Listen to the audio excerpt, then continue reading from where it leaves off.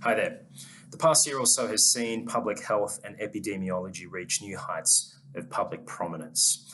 Certainly can't remember another time when public health experts and chief medical officers have become household names, if not celebrities, in their own right.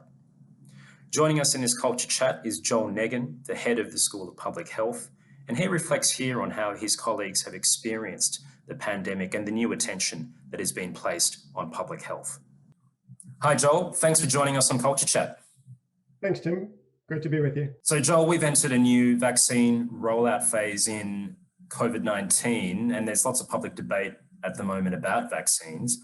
How do you reflect on the current state of Australia's pandemic response? Well, Tim, we have to say Australia has done tremendously well with the pandemic response, and that's really been built on the trust people had in the health system. And a lot of that trust was from hearing from our chief health officers or chief medical officers at the Commonwealth and at the state level. We've really been hearing their guidance, and I think people in general have been listening to that guidance. The more we hear from them, and perhaps the less we hear from politicians, the better. Well, we have heard a lot from our public health experts and epidemiologists, and there's been obvious attention on infectious diseases. Perhaps we haven't heard as much about our chronic disease specialists in public health. Is there a risk that we might be neglecting these areas now in light of the pandemic? Yeah, that's definitely a risk. Australia has put some good focus on mental health, certainly over the course of 2020. But I say to my staff and to my students, if you're passionate about a public health issue, whether that's obesity or physical inactivity or chronic kidney disease, if you're passionate about that, those issues were important, they're important now, and they will be again. And we have to be true to the things that we're passionate about, and those will and do have an impact on the lives of so many. And Joel, just with the School of Public Health, I'm interested in how your colleagues have responded to the pandemic. Do you think COVID-19 has heightened a sense of mission among colleagues in the school as public health practitioners?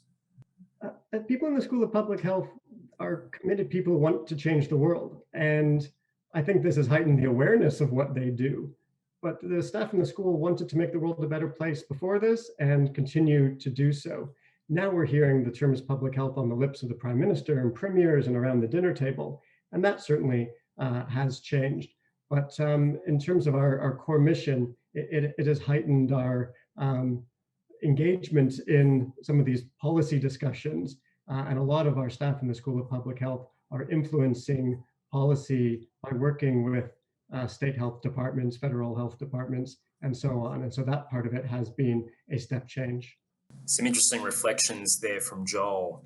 And as Joel says, the COVID-19 pandemic hasn't necessarily created a new sense of mission for public health experts in his school, but it does underline the significant public impact that people across the university have with their work and research and other forms of service to society.